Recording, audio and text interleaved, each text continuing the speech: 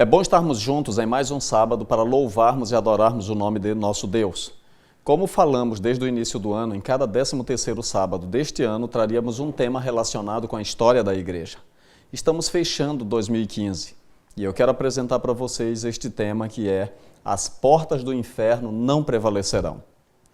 Quando nós abrimos a Bíblia no livro de Mateus, capítulo 16, versículo 18, nós lemos a palavra de Deus da seguinte forma. Abra sua Bíblia agora onde você estiver, em cada congregação aqui no território da Associação Sul do Pará. A palavra de Deus diz da seguinte maneira: Também eu te digo que tu és Pedro, e sobre esta pedra edificarei a minha igreja, e as portas do inferno não prevalecerão contra ela.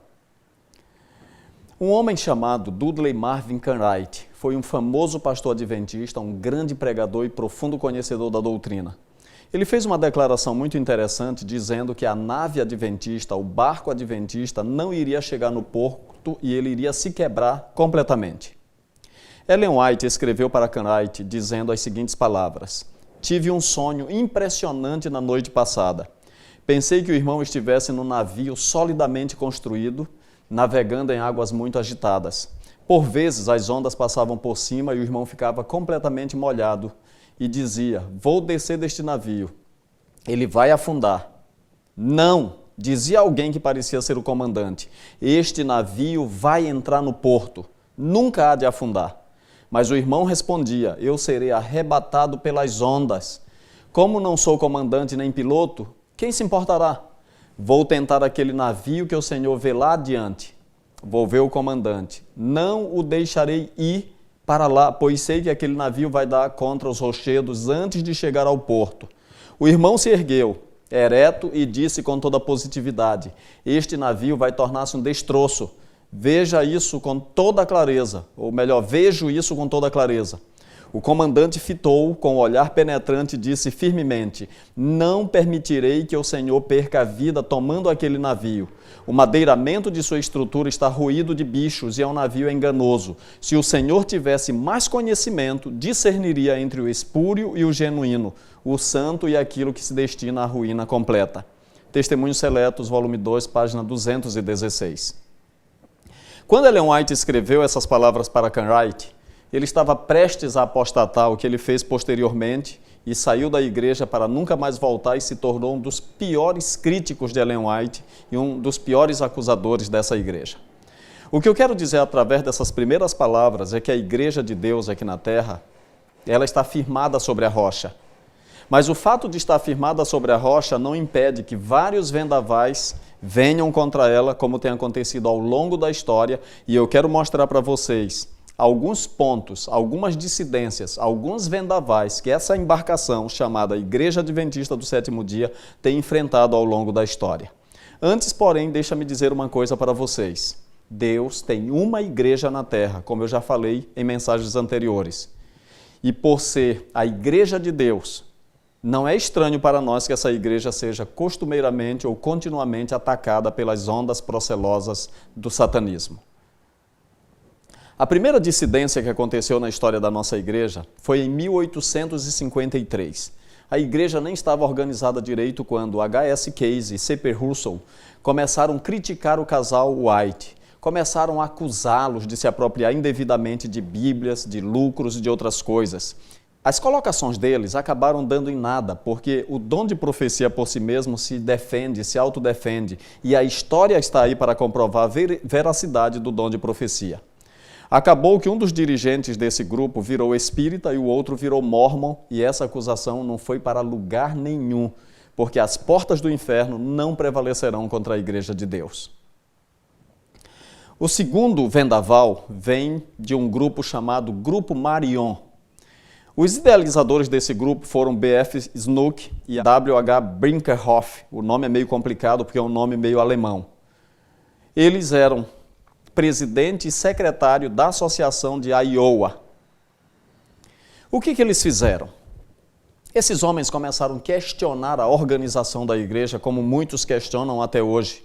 E eles começaram também a questionar a pregação de Apocalipse 14, de 6 e 7, quanto à pregação do Evangelho, as 3 mensagens angélicas como missão da Igreja Adventista. E eles começaram então a pregar o universalismo. O que é o universalismo? É uma tendência teológica que diz que todas as pessoas serão salvas, independentemente da sua situação. Eles chamaram o movimento de Marion e defenderam um sistema congregacionalista.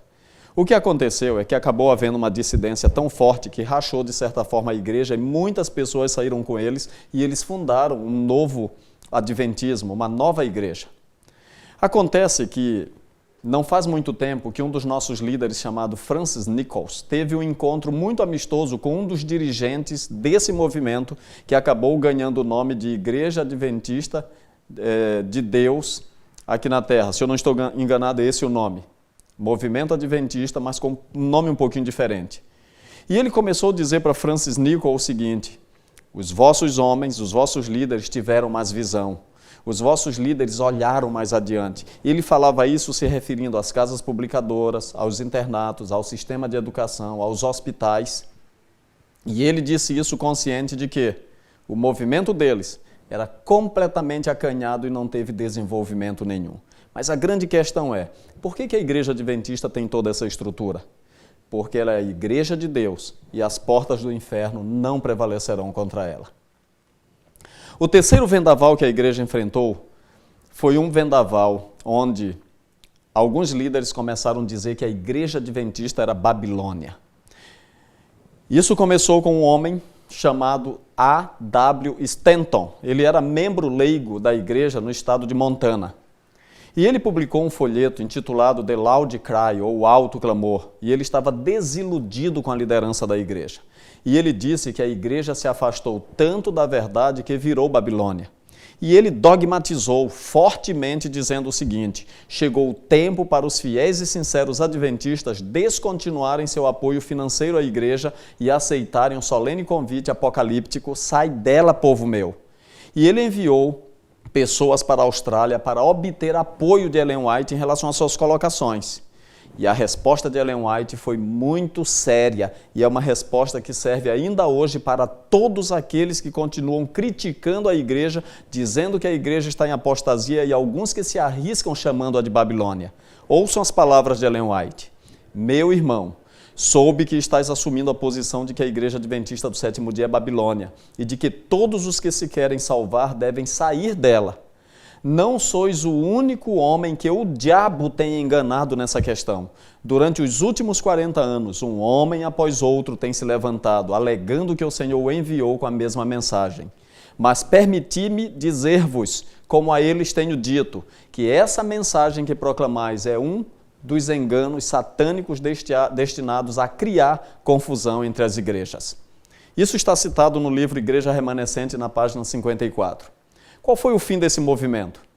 A publicação de 4 artigos de Ellen White com esse tema, e que a igreja não é Babilônia, debelaram esse movimento.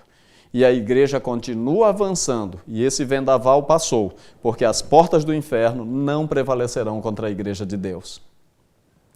O quarto vendaval é um movimento chamado de Movimento da Carne Santa. Em 1899, no estado de Indiana, bem pertinho da sede da Conferência Geral, onde a população adventista era maior, se levantou um indivíduo chamado Albion F. Belanger e o outro era S.S. Davis. Eles eram conhecidos. E o que aconteceu? Começaram a ter contatos com os pentecostais. E S.S. Davis começou a admirar os pentecostais a ponto de dizer o seguinte: nós temos a verdade, eles têm o Espírito. Por conta disso, ele começou a fazer reuniões evangelísticas com o apoio da associação, só que essas reuniões começaram a ser diferentes da nossa liturgia normal. Essas reuniões eram histéricas. E ele começou a propagar e falar sobre o que ele chamava de a experiência do Getsemane, onde os irmãos entravam no êxtase e depois disso eles diziam o seguinte, que após ter passado por essa experiência do Getsemane, semelhante à experiência que Jesus passou, então ele começou a dizer assim: agora vocês não poderão mais pecar, pois não possuem mais inclinações carnais e etc. Esse é um tremendo engano, um tremendo erro.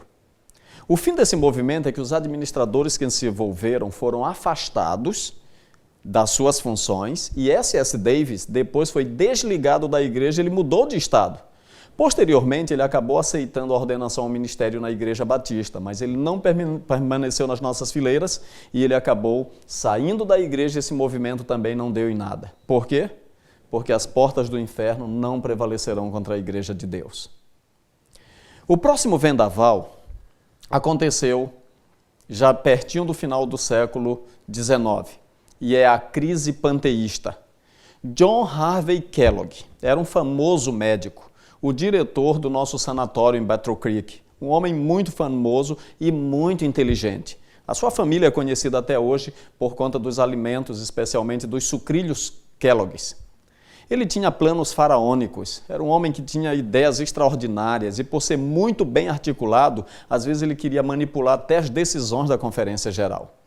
Acontece que ele, então, na sua ambição de ampliar o sanatório, ele escreveu um livro intitulado The Living Temple, ou Templo Vivo. E esse livro, ele traz muitas facetas de uma heresia chamada panteísmo, que prega que Deus está em todos os lugares.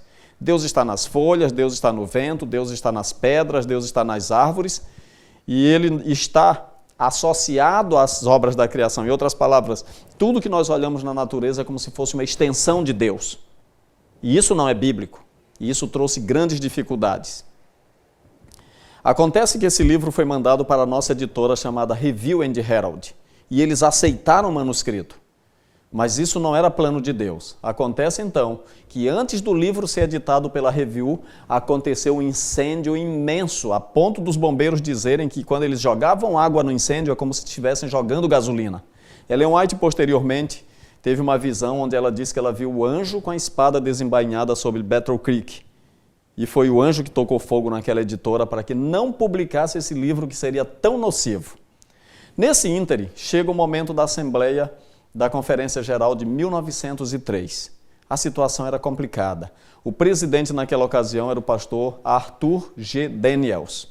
E ele estava tão abatido que ele saiu para casa depois daquele dia de trabalhos e ele foi desafiado por algumas pessoas e quando ele chegou no hotel, estava ali no quarto dele uma carta que Ellen White tinha enviado da Austrália ou da Califórnia para ele. E nessa carta havia um conteúdo tremendo, um conteúdo extraordinário.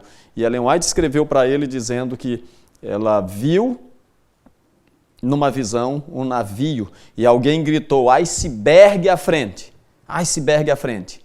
Mas ela ouviu também, nessa visão, o comandante do navio dizendo, enfrente o gigante, enfrente o gigante.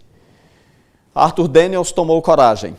E ele entendeu que o gigante era aquele desafio do panteísmo. E ele leu essa carta diante da Assembleia da Conferência Geral e eles romperam completamente com as ideias que estavam assediando a igreja naquele momento, as ideias panteístas. Houve avaria? Sim. Houve perda? Sim. Perdemos algumas coisas nessa crise, mas a igreja continuou avançando. O que a igreja conquistou depois não se compara àquilo que perdeu. E por que a igreja continua avançando? Porque no barco que se chama Igreja Adventista, o piloto comandante é o Senhor Jesus Cristo e as portas do inferno não prevalecerão contra essa igreja. Uma outra dissidência que aconteceu é a chamada de movimento Hohenita. Em 1916, Ellen White estava morta. Ela morreu em 1915. E aí surgiu uma jovem chamada Margarita W. Hohen. E essa jovem pretendia ser a continuidade do dom profético. E ela convenceu um homem influente da igreja chamado Dr. B. E. Fulmer de que ela tinha um documento escrito por Ellen White recomendando-a como sua substituta. Mas era um documento falsificado.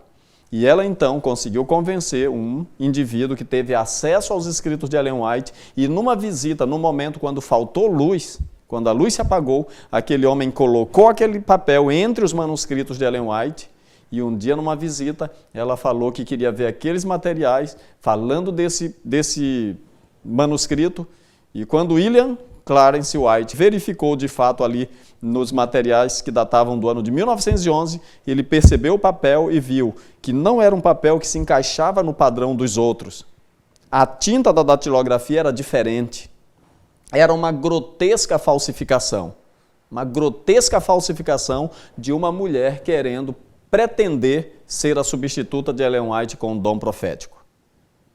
E ela acabou vaticinando que Cristo viria no ano de 1925. E Cristo não veio. Acabou, por fim, que essa mulher tentou assassinar o Dr. Fulmer. E ela foi presa por causa disso. Cumpriu pena em San Quentin. E a partir daí, nunca mais restabeleceu o seu movimento. Foi um negócio vergonhoso. E o que me preocupa é, você pode perceber como a dissidência e essas heresias levam a pessoa para extremos perigosos? Vencemos mais essa crise em 1916, porque as portas do inferno não prevalecerão contra a igreja. Mas a sétima dissidência, o sétimo vendaval, foi o movimento reformista. Em 1915, um jovem chamado Johann Wick recusou-se vacinar, era o tempo da guerra, e ele estava lá na Alemanha, e ele se recusou a se vacinar para participar do combate armado. Nesse ínterim, ele disse que teve uma visão, e que nessa visão ele disse que quando as árvores de frutos de caroço começassem a florescer, começassem a frutificar, o tempo da graça acabaria. E o que ele fez? Escreveu tudo isso no artigo e ele queria que fosse publicado, mas a nossa casa editora na Europa não aceitou e não publicou o seu material. Ele acabou conseguindo dinheiro de alguma forma e publicou por conta própria o seu material e começou a propalar. E o que aconteceu? Chegou a primavera e as pessoas ficaram ali naquele frenesi para saber o que iria acontecer. Na verdade, não aconteceu nada. Mas como esse homem estava envolvido por um certo fanatismo, ele continuou agora atacando a igreja, criticando a igreja, e ele, de certa forma, teve combustível para continuar sendo crítico através das atitudes de um homem chamado Louis Conrad, H.F. Schubert e P. Dringhans. Esses eram os líderes da igreja na Alemanha. O que esses homens fizeram? Agindo por conta própria, à revelia da administração e da liderança da igreja na América, eles enviaram para o governo um documento falando que os adventistas do sétimo dia estavam disponíveis para participar da guerra no conflito armado, portando armas na frente da batalha.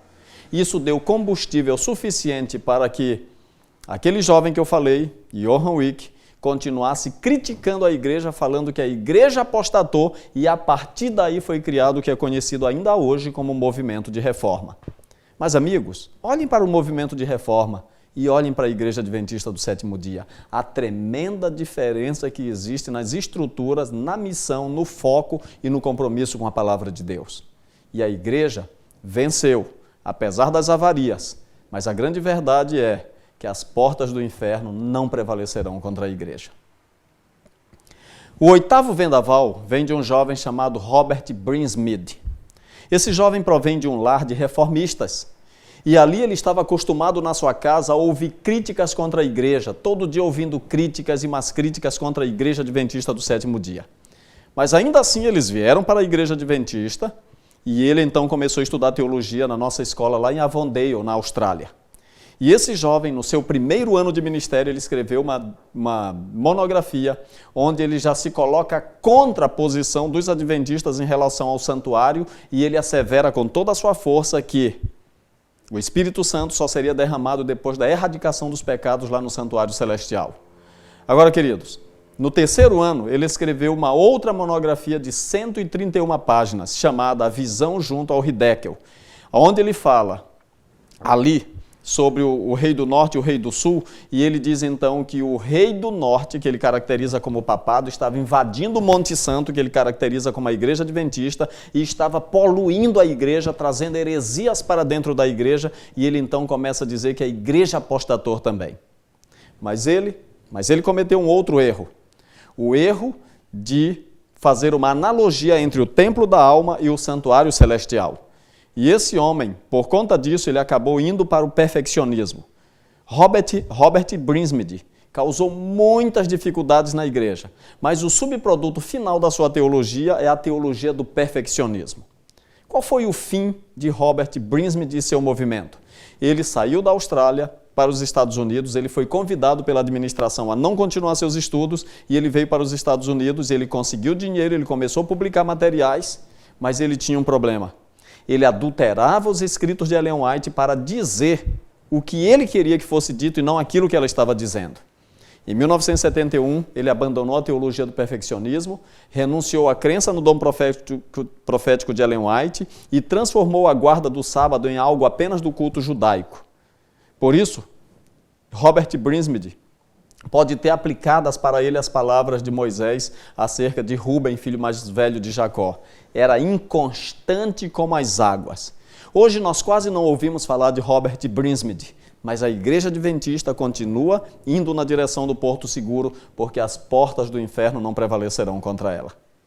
O nono vendaval, que para mim foi um dos piores, vem de um homem chamado Desmond Ford, ou Movimento de Desmond Ford. Desmond Ford era australiano, um teólogo brilhante, um homem com profundo conhecimento bíblico e que deu uma grande contribuição na formação de muitos pastores. Ele foi convidado como professor para o Pacific Union College, lá nos Estados Unidos. Mas no dia 27 de outubro de 1979, ele fez uma declaração bombástica enquanto falava para os alunos e para os administradores ali naquela escola. E ele declarou que desde que ele entrou na igreja, há 35 anos no passado, antes daquela declaração, ele tinha dificuldades para entender Hebreus 9:10 relacionado à entrada de Cristo no santuário celestial. Na concepção dele, Cristo entrou no lugar santíssimo, portanto, o juízo investigativo, ou melhor, o ministério de Cristo no lugar santíssimo começava em 31 e não em 1844, como nós declaramos à luz de Daniel 8:14. E foi uma declaração bombástica. Mas a igreja naquele momento deu tempo para ele rever seus apontamentos, rever suas ideias, o mandaram para Washington, onde ele teve todo o apoio da igreja, deram uma secretária e ele teve tempo de 6 meses para escrever suas ideias. E ele teve muitos desafios. E ele escreveu. E nós podemos sintetizar os problemas de Desmond Ford da seguinte forma. Primeiro problema. Ele não cria mais no princípio de ano de interpretação profético. Segundo, Daniel 8,14, ele diz que não são os pecados dos santos que contaminam o santuário celestial. Em outras palavras, ele estava dizendo o seguinte: se não há pecado dos santos no céu, qual é a necessidade de um juiz investigativo? Na verdade, eu estou sintetizando uma gama de erros que vem com essa declaração, porque na concepção dele, quem está salvo não precisa passar por juízo, e ele ataca frontalmente um dos pontos que é central na nossa teologia, que é o juízo investigativo. Em Daniel 8,14, ele diz que o termo que aparece ali não é a palavra purificar. Até 2.300 tardes e manhãs e o santuário será purificado. Ele diz, não é purificar, é vindicar. Ou seja, para que purificar um santuário que não está purificado? Em outras palavras, 1844 não tem significado nenhum na concepção de Desmond Ford como data de início para um juízo investigativo. Porque o próprio juízo investigativo ele nega, porque aquele que está salvo em Jesus, ele diz, não precisa entrar em juízo porque passou da morte para a vida. É claro que isso não ficou dessa forma.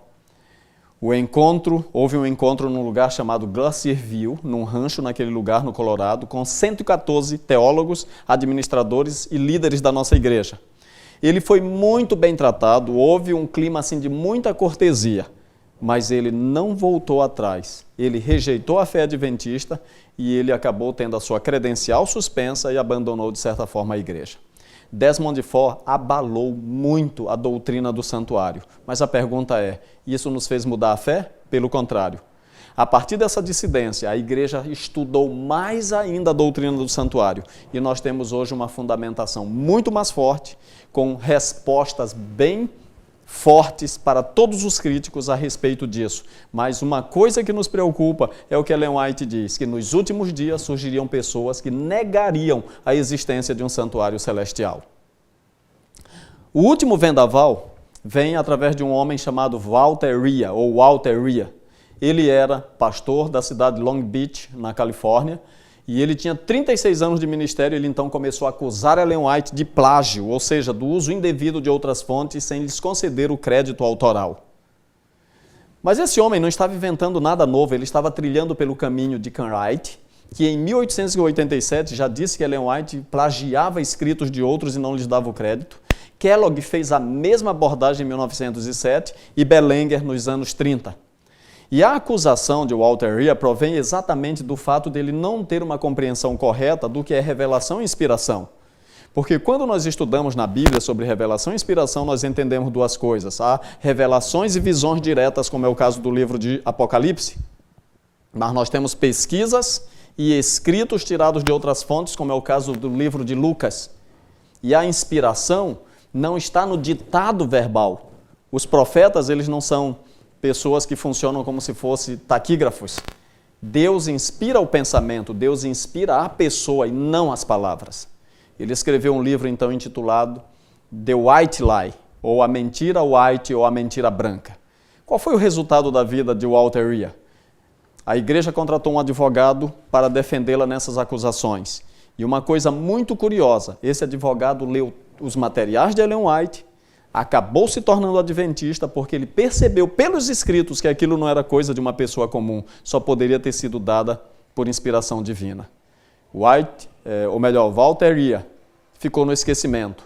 As suas alegações não tiveram repercussões e não causaram nenhum prejuízo para a igreja, a não ser um pouco de barulho. Por quê? Porque a igreja de Deus está dirigida por Deus e as portas do inferno não prevalecerão contra ela. Amigos, as crises hoje são simultâneas em função da internet. Então as crises acontecem ao mesmo tempo em todos os lugares do mundo e elas chegam rápido até nós.